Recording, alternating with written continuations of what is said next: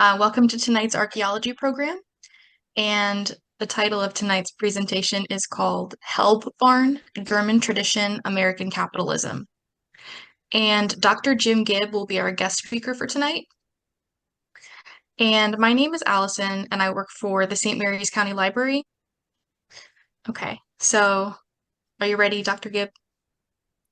I don't know about Dr. Gibb. Jim's available. Come on, Allison. We've known each other for a while now. You can call me Jim. Sorry.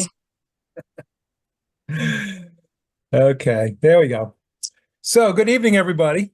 It's a bit of a strange talk, but we'll see how it goes.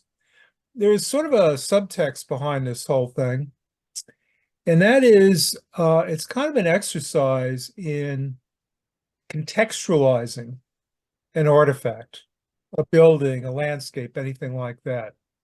And, what do I mean by that? Well, if you find an artifact, you're looking at it, you go, well, this is nice. We know what it is and everything, but what does it mean? What is its value? What does it tell us about the past? And so I intended this talk to be sort of a model for how we can use a single artifact or a building or a landscape as a way of kind of digging into the past. And it's going to be in terms of a single barn. A barn actually doesn't exist anymore. In fact, the barn I've never actually seen in its entirety. I've only looked at its foundations. So we'll take a long, we'll see what it looks like. So the barn we're talking about was in southern Calvert County. You can see it pointed out there. It's near, well, it's technically in Bertha, which isn't even a crossroads anymore, I don't think. But it's just south of, well, it's actually on a state park and just south of the historic Middleham Chapel. And it was built by a guy named Frederick Helb. And so that's sort of a subject for this evening. And what this sort of focus of this thing is a simple question, and that is why. We have a bank barn, and I'll talk a little bit about what a bank barn is, but they don't ordinarily occur in southern Maryland. In fact, there are very few examples of bank barns in southern Maryland, and the couple of examples I've seen so far are in Anne Arundel County, and we're not even sure they were bank barns because they're just ruins, and one of them was demolished, and they're both rather small. So that's the question. Why this particular style of barn in southern Calvert County? And the answer is, how do you like that? In 1 minute, we could all sign off and go watch television. It was a tool. And it was a tool that a particular person used both in horizontally integrating his business and vertically integrating his business. And what do I mean by that? I'm not trained in economics, so give me a little latitude here. Vertical integration is when you have a business and you start buying or creating businesses that essentially provide the supply chain for that business. So let's say you were creating a company that produced leather from hides, cow hides.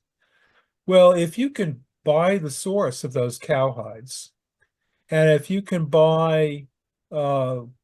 create business that produces the tannic acid to tan those hides, that's vertical integration. Horizontal integration is when you buy a bunch of businesses that are sort of related and produce items of roughly the same sort of scale in terms of value. So if you might buy dairy farms, cheese factories, butter factories, and ice cream factories, and they all produce sort of the same sort of thing. And that would be an example of horizontal integration, but a little bit of vertical integration too, because dairy farms provide the ultimate raw material, milk. And that's really behind a lot of the story I'm going to tell this evening. So Southern Maryland was tobacco country. We grew up, produced other things. We produced wheat and corn, and a variety of other crops, but tobacco was really the principal cash crop for a good part of southern Maryland. And so the kinds of barns that typically were built, and those mostly that survived, were tobacco barns. And they're a very particular type of barn. I've talked about them earlier in the series. Fairly simple construction with a lot of lattice work up above the floor to hang tobacco, as you can see in the upper right image. And so we see variations on that theme throughout southern Maryland, but by and large, what we're looking at are tobacco barns. Occasionally, we'll find a dairy barn with a silo, but that's quite unusual.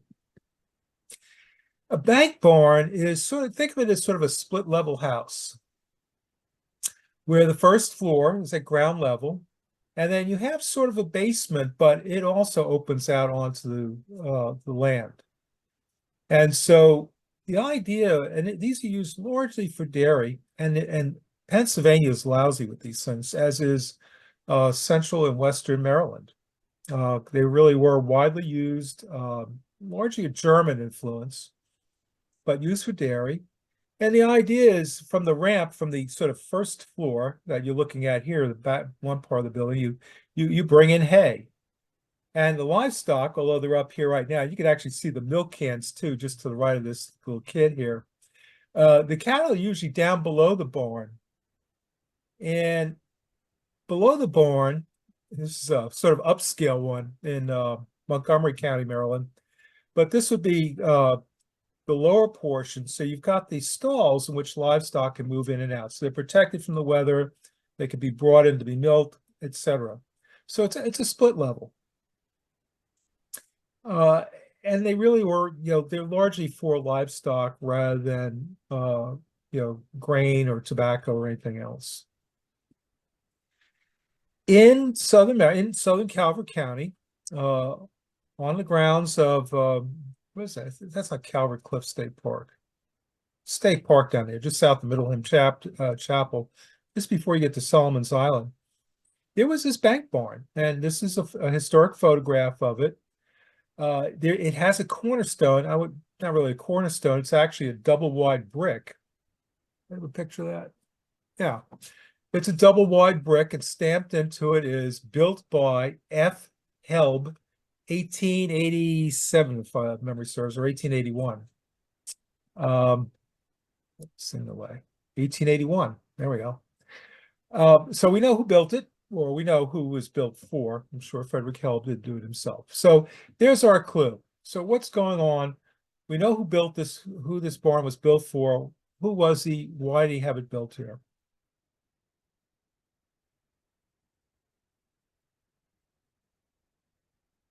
So the question is, it's for livestock. It was eventually modified for use for drying tobacco, but that's not why it was built. If it were just for tobacco, it wouldn't have been built this way.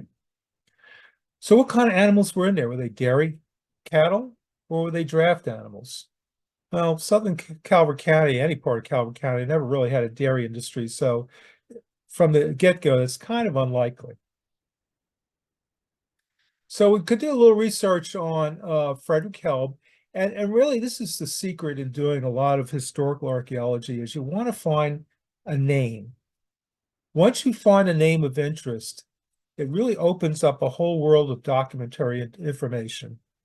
If you have no names, and this happens a lot with, for instance, tenant farmer houses or slave quarters, or just these houses that are just out in the middle of nowhere and the land records are kind of vague on who owned it. And it really limits our ability to learn new things. But here we have Frederick Helb, and we have some information from various sources. He was born in Germany, in Wittenberg in 1825. Around this time next year, it'll be his 200th birthday. At age 22, he immigrated to the United States, settled initially in Baltimore, and for 2 years worked in a tannery in Baltimore. Afterwards, he moved up to York County in southeastern Pennsylvania, not far off, not far north of the Maryland line. And there he worked as a tanner. He built his own tannery uh, and operated until 1889 when it burned down. He also established a brewery in 1867 and a fruit distillery, making peach brandy effectively in 1870. He owned a flour mill, grist mill, hotel, various sorts of rental properties, about 450 acres of farmland in York County. And this is where it gets interesting. He owned timber and farmland, some 1,300 acres in Maryland, where he operated a saw and barrel stave mill. And, he's got lots of timberland. Presumably, he was harvesting that timber. He died in 1905. As you look at this, when I mentioned earlier vertical and horizontal integration, you could see that there's elements of both of those things going on. A brewery with an adjoining fruit distillery, that's horizontal integration. When he starts grinding grain, which is necessary for milling any kind of thing, is important for the distilling and the brewing, that's vertical integration. The timber and farmland, though, is what I find really interesting because he was a tanner. And tanning involves certain processes that involve wood. Now we have his obituary from Scranton, and it says he's a retired millionaire brewer and tanner. He was born in Germany 70 years ago, came to this country when a young man, started out as a tanner. His son, to whom he sold the brewery business, was also a millionaire. And so these are prominent folks. And it also says Frederick Helb was the owner of fine farms in this county and in Maryland. So he starts out in Wittenberg, I think I have Wittenberg. There are a lot of bergs in Germany. But he starts out in Germany at a time when Germany was really not the state of Germany we know today. It was a series of independent and related states. German consolidation began in the late 1840s and really achieved its end, I think, in the 1870s. I'm not a scholar of German history. So remember, he comes, and you could see in this map, he moves to York County after coming to Baltimore. He moves up to York County, which is just above Carroll and Baltimore counties, Maryland, and eventually buys land down in Calvert County. He's operating a sawmill. Now, this is from one of my other talks. This is not his, I don't think. But it gives you a sense of what these things are like. It's a water-powered mill. They're harvesting timber, running it through the mill. The thing is, though, at a mill like this, what they're producing is boards, lumber. But Helb had another interest in timber, and that is the bark of those trees. So we know in 1862 he was, he was being evaluated, assessed for taxes.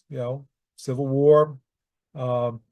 Folks have to pay taxes to support Union forces, and so these entries list, the various amounts of leather he has on hand, the value and everything. So it's a fairly substantial operation. He's got a lot of hides there that he's trying to turn into leather.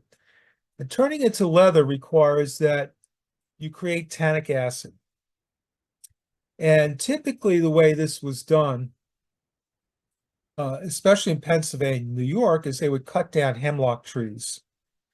They would peel off the bark and they just leave the trees behind. They were only interested in the bark, which they can crush up and use to make tannic acid.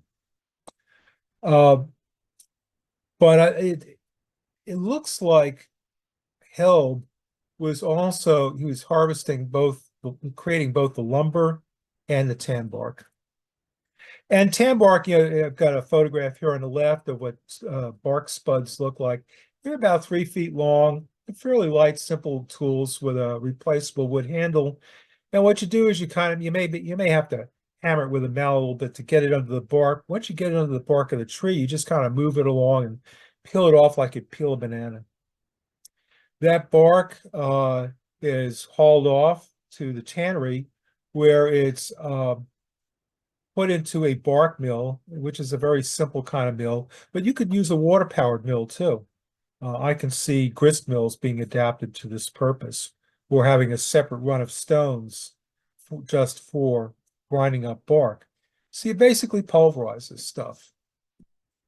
And then it goes into a vat. You have the hides stretched out on these beamers, and you scrape off the excess flesh, and then you take that hide and put it in a vat with the bark. And that bark ends up creating an acid, and that acid helps break down proteins and whatnot. And after it's in there, sometimes for several months, you take the hides out, you put it in another vat that has a base, usually lime in it to neutralize the acids and also to break down the rest of the flesh and hair on the hide. And then you take it out, stretch it, and dry it. You use different kinds of bark. Hemlock, oak, and chestnut were perhaps the most common, and each of them resulted in a slightly different texture to the hide. So often tanners would mix different barks in different proportions to get the desired texture. This image shows all these guys working in a closed structure on this. Tanning really, really stinks. It smells really, really bad. It's not the kind of thing you want to live next to. And more likely that the beaming work would be done in one structure, and the tanning vats would be in another structure, or even outdoors. Years ago, probably 1983 maybe, I worked with a couple of folks excavating a small rural tannery in upstate New York, the Hobart Tannery. And it was outdoors. We were uncovering it. It was long gone. But we ended up finding a series of, I don't know, 6, 8 of these pits. And excavating some of them, we actually found some bark residue in the bottom. But these would be in a separate building. But you can see the bark is really important for this whole process. Until late in the 19th century, when tanners started switching to chemical tannins, manufactured, rather than doing it from scratch with bark.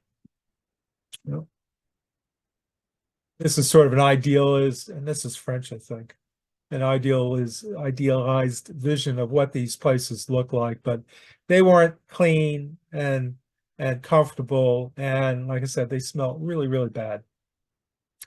So in Railroad Township in Pennsylvania, which this is part of it here, it's the National Historic District, and the tannery and the brewery of Helb's Tannery and Brewery were actually considered contributing parts of this National Register Historic District.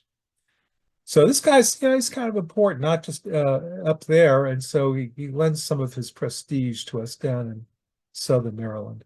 Railroad is pretty much in the center of the image here, and then there's nearby Shrewsbury. So here's an image of, this is at this point his son bought the brewery, so this is his son's brewery, but it was a substantial place. We've got labels that survive from them. So it was founded, 1867, and sold to Theodore in 1883.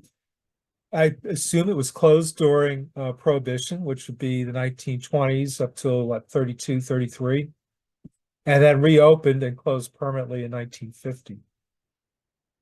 So there are advertisements out there available. Again, this is mostly from the Theodore Helb's tenure as brewmeister. Yeah, and these advertisements were all from the 30s. So,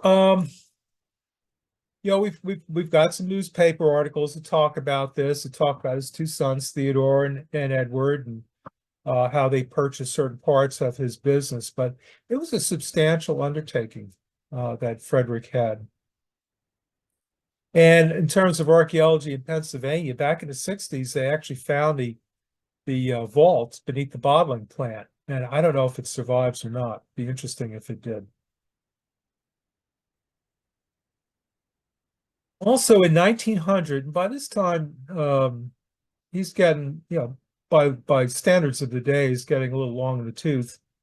Um, Frederick is. So in 1900, he actually sets up a furniture factory in Railroad, which he sold, well, I guess was sold upon his death in 1905.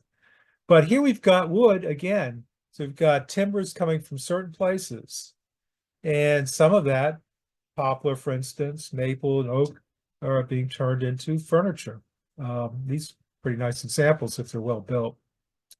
And that's, again, an example of this kind of horizontal integration. It has nothing to do with tanning per se, but if you've purchased timberland and you're harvesting those timbers and you've got a sawmill, you've got all this wood, why not use, especially the better quality material?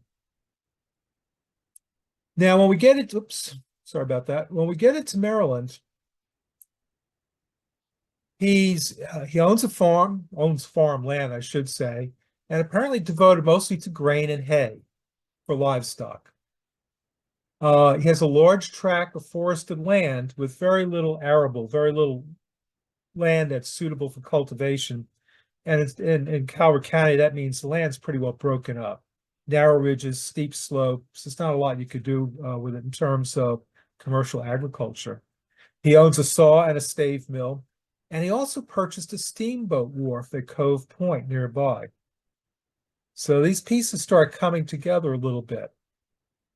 We do have a plat for one of his parcels, a 101 acre and 23 square perches, right along a road. And you can see this little square up here. That's Middleham Chapel. That's an 18th century church. It's still there. Very substantial cemetery around it. But this is the land he purchased.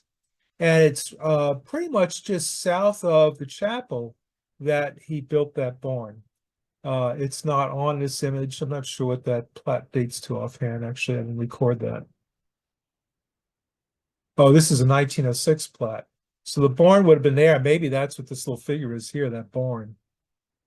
It says here, persimmon tree on west side of road off something dwelling house, opposite dwelling house. Okay, so this is actually a dwelling here. The barn would be somewhere between it and the church, I think.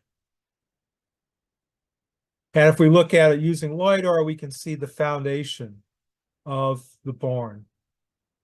The reason I put this in here, though, is because through LiDAR, we could see the Truman Road, which is, rail highway there.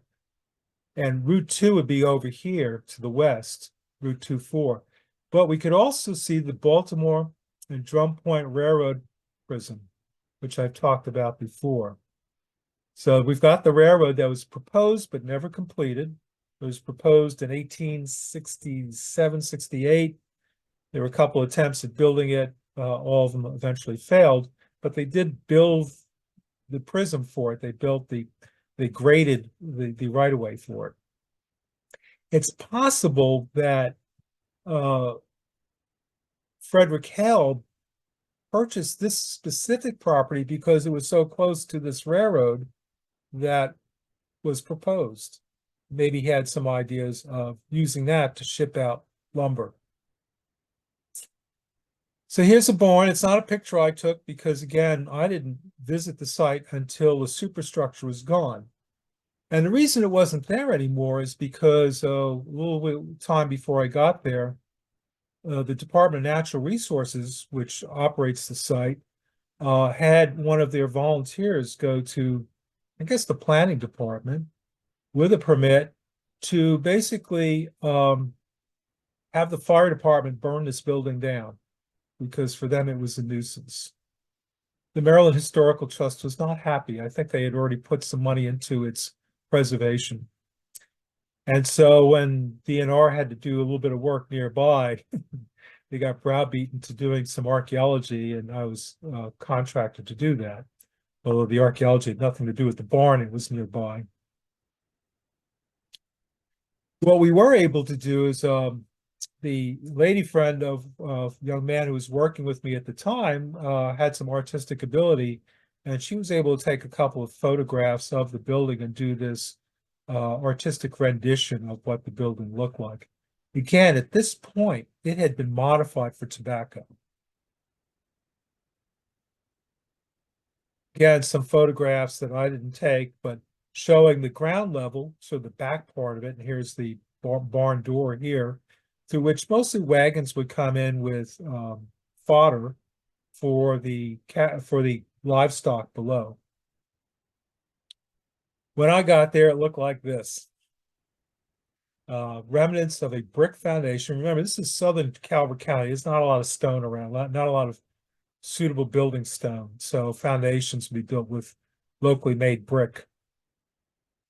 And so basically we mapped it. I actually went back years later with this fellow here, Derek Johnson, who used to work with me, and we did some mapping.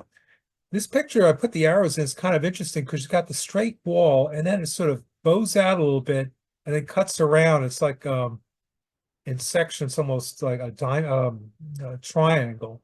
It's a very odd construction. I'm not sure quite why they built it that way, other than perhaps that was the corner of the barn, and this is much thicker than the rest of the wall because it's bearing the greatest load. Some different images of the brickwork that survive. You know, it's badly deteriorated. The joints are eroding out, and eventually this will all collapse. We did a topographic map of it, so you can kind of see how it works. We've got the high ground up here. You come directly into the back of the barn. Down here, it's much lower. This is where the livestock would be. And the bricks were kind of early machine-made soft mud bricks. So they're not, strictly speaking, handmade, but they're not machine-made either, kind of in between.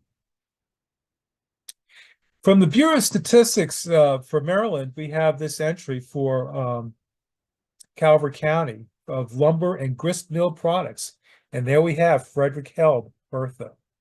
So he shows up as late as 1905, operating some sort of lumber operation and or grist mill. I don't think he was doing any grist milling. I think it was just a sawmill. So here, this is Helb Barn here, and you could see where the Drum Point Railroad was supposed to have gone. But look over here, this other circle, that's Cove Point. That's where he acquired a steamboat landing. So what I think he's doing is he's using Helb Barn. He's using this traditional German, Pennsylvania German bank barn. He's building it down in southern Calvert County for livestock and specifically for animals used for traction. Mules, oxen, and the idea is to use them in harvesting and transporting the lumber. The railroad is never finished, but the steamboat is operating, so he could bring a very short distance, bring his products to Cove Point, put them on a steamboat, and this is the Chesapeake Bay here. So from there, he can run them up the bay to Havre de Grace, hang a left, and get on the Susquehanna Canal. And I talked about this earlier in the series too, mostly about the Susquehanna, the early Susquehanna Canal, which is on the north side of the river, built, completed in 1803 and pretty much closed by 1840. But the Susquehanna Canal, which replaced it, opened up around 1840 and remained in operation up until the 1890s. So it's I think it's very likely that what he did was he shipped his stuff out via Cove Point Wharf, up the Chesapeake Bay, then up the Susquehanna Canal, which you pick up at Havre de Grace, and the Susquehanna Canal goes up into Pennsylvania, crossing the border into, I think that's York County there. So this was his route for shipping timber. Now, and then he dies, and that's the end of the story. But you might ask, well, why go all the way to Calvert County? But if you spend any time in southeastern Pennsylvania, particularly York County, it's farmland. And it's been farmland for a long time.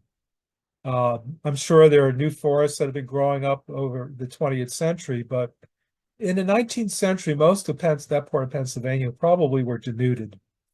And the few forest tracts that were there were owned by various lumber interests. So what Frederick Helb was doing, he was going down to Calvert County, where there were extensive forests. Again, partly because the land is so broken up and it's not terribly suitable. A lot of it isn't suitable for cultivation. And also by that time, after the Civil War, a lot of those lands that were cultivated were heavily eroded, lost soil fertility, lost the soil through stormwater. And again, I talked about this earlier in the series too. And so I think that land was available fairly inexpensively. It was next to a transportation network by water and ideally eventually by rail, although that never materialized. And I think labor was probably pretty inexpensive down there too, relative to York County. There were folks who, needed work. So anyway, these are my observations. He came here in 1849 or 47. Worked as a tanner in town in Baltimore, and he must have had some resources. Well, maybe not. Tanning isn't a very capital intensive industry when you start out. I mean, all you need are a bunch of cowhides, which you can initially get from local farmers, although that's not going to be enough. The hides really need to come from people who are raising beef cattle, and they're slaughtering cattle on a large scale, so there are lots of hides. I know from research I used to do up in New York State on tanneries, a lot of hides by the late 19th century were actually coming up from South America, Argentina, as I recall. So tanners were importing raw hides and then beginning more and more to use chemical tannins and building fairly large factories in which to do the work.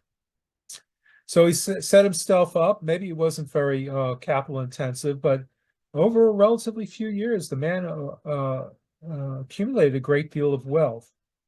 And I suspect the reason he was able to accumulate so much wealth is that he was involved in both this horizontal and vertical integration.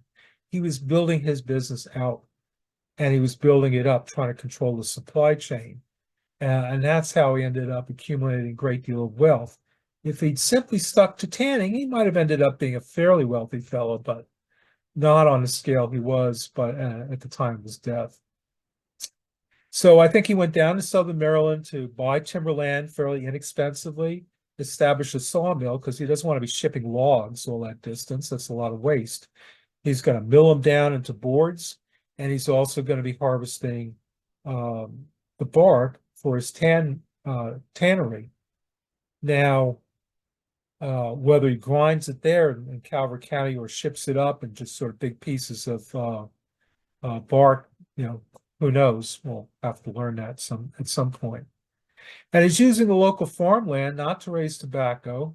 He's using it to raise fodder for his livestock, which are basically his tractors and backhoes. Probably largely oxen. And then he purchased a steamboat wharf to connect his Calvert County resources with his York County factories. And so that's why he built that barn. And that is sort of the context for that barn. It's a small cog in a fairly large complex system. And the thing is, he didn't have a local carpenter build a barn in a local style because they were doing tobacco barns. He probably had some folks come down from Pennsylvania to build the kinds of barns they were accustomed to building. And that would be suitable mostly for livestock rather than for grain or tobacco. So that's about all I got on that. I'm open to questions and suggestions and observations. Hey, Jim. Uh, we had a bank barn on our farm, and I owned it Uh-huh. up until 2019. It was built in 1920, had a concrete perimeter foundation plus concrete posts, and had 35 head of cattle. They were Black Angus cattle, came up from Georgia in 1919 by train, driven from Waldorf to Route 5, down Route 5 to Bryantown, and they had a temporary barn the first winter that was made of corn stalks, basically. Um, but it just happened to be a good spot down before you get to Sky Swamp. Um, Very nice bank, and you would go around the back. And in the old days, they bring an ox cart in with loose hay, and they had forks come down from the ceiling with a trolley across the top.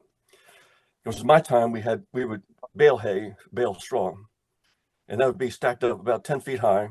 And above that, we would store tobacco. There were maybe Eh, 5 tiers of tobacco above the hay and the straw. Oh, really? Yep, yep. Well, you want to explain to folks what you mean by the forks? What did you say? Would you explain to folks what you mean Oh, by the forks, the hay forks?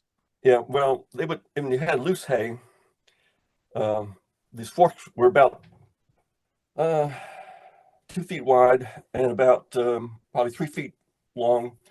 And you'd pull a rope, and the thing would drop down and would have little catches at the end of the forks that would catch the hay. And then you'd have a horse pull a rope and go up in the ceiling. Then you could run it back left or right across the ceiling and drop it down and then fork it into the various bays. Yeah. Of course, when my So time, yeah. that kind of mechanism, an architectural historian going into one of these barns should be able to see at least traces of Yeah, that hay fork operation, yeah. Well, whereas you don't see the yeah, tobacco. it's still in the barn right now. Uh-huh. Barn's still standing. Oh, well, I should look at it next time in the neighborhood. Well, I don't learn it anymore. Well, I'm a scientist. Yeah, I go anywhere I want. Okay, Um, very, very good. so you're actually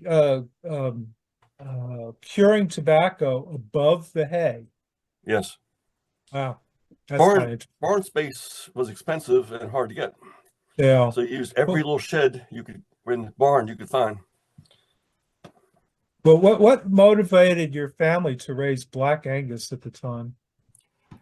Well, before that they had sort of a mixture of cattle, but Black Angus were good beef cattle. Yeah. So they bought them from down in Georgia, came up on the train to Waldorf, and they had 35 head. Were they And, sold locally, butchered locally? Baltimore usually. Calves to Baltimore. Yeah. So that's a I think a fairly unusual operation. It's an unusual strategy for that part of the state. Mm. Um, you know of any other cases of people doing that? Wealthy people did that. Wealthy folks in the early 20th century, they were buying these plantation sites and raising prize beef cattle and prize dairy cattle, but mostly prize beef cattle because Mm. they'd have somebody take care of it. It was a hobby rather than Yeah. a business. But I guess your family doesn't fall into that description. Well, they had some money. My grandfather's one of his brothers was a businessman in Baltimore. He had money.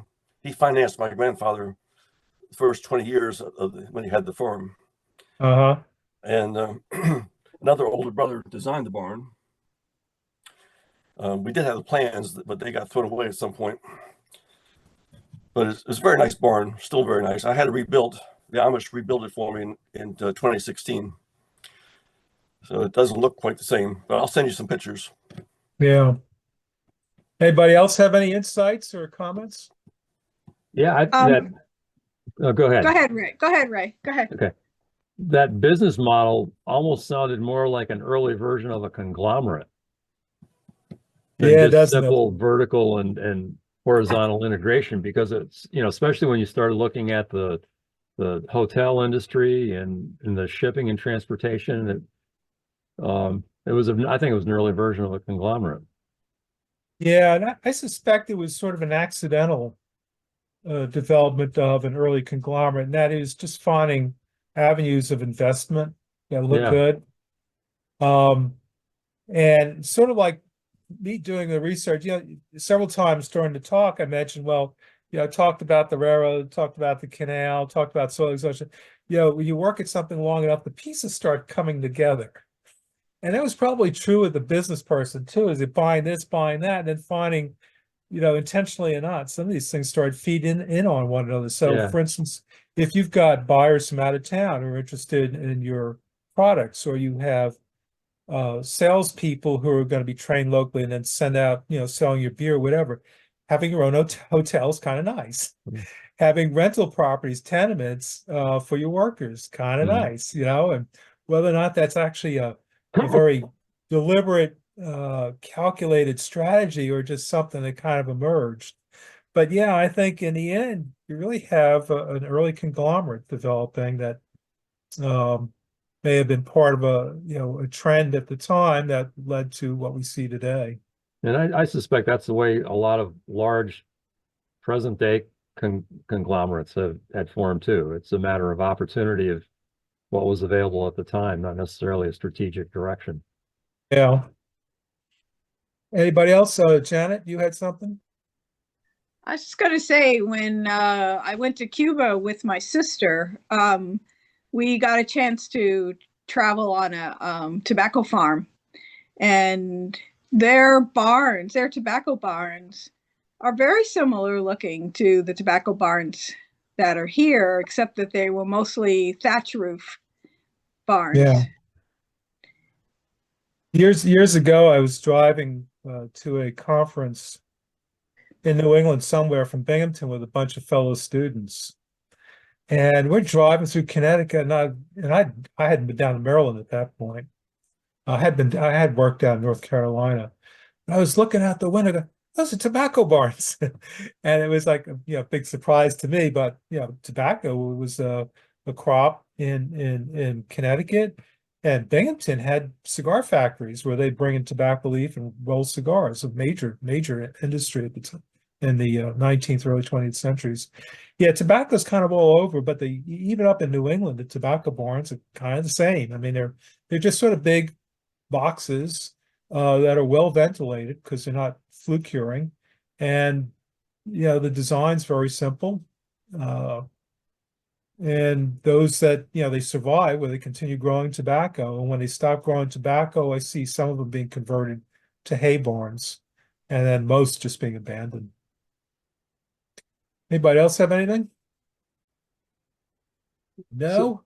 So I got a question. Like, if we were studying that area, where would you find him in the agricultural censuses in both states? You would find him in the ag censuses in both states. You'd find him in the industrial schedules for both states. Yeah. And you would also find him even in the same state, would show up in several different election districts, if not actually different counties. That's true. So he could show up quite a bit, just because he's got such far-flung holdings. And I think he had some land and maybe some industrial operation in either Carroll or Baltimore counties, just over the state line. So yeah, far-flung. So somebody like that in those special schedules could show up a lot. Now, in the population schedule, he should show up once and only once. Yeah, you would hope. Otherwise, he has at least the potential to be voting in several different precincts. Anything else? How about you, Amy? You got anything? I was thinking, I remember we on one of your surveys we saw a historic barn, and it was the first time I had seen the tobacco drying rods that were all through the rafters and stuff. Yeah. Yeah, they're there for the picking, man. Yeah. All these abandoned barns with all those tobacco spears lying about. But just think of what was involved. Well, Ned could tell you what was involved in harvesting that stuff, spearing it, and then hoisting it up into the rafters. And then probably in January starting to take it down and strip it It's an intensive process. It's industrial, really, unlike a lot of crops. And it's known as a 13-month crop because you've already got your next crop in the field before you've sold the last season's crop. And that's not typical of most products of the farm.